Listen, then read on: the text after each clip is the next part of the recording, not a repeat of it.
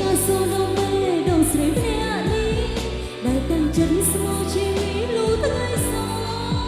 បងប្រសពអបកាយគេទាំងមិនតសមអាចខ្លួនទាំងអស់អំពើចិត្តអូនស្ទើរសាយ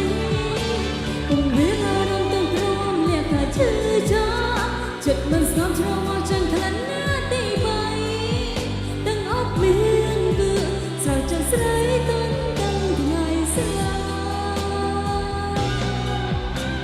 បងលេងអាសូនដល់ពេលដល់ស្រីម្នាក់នេះដែលតាំងចិត្តស្មោះជីវិតលូថ្ងៃសោ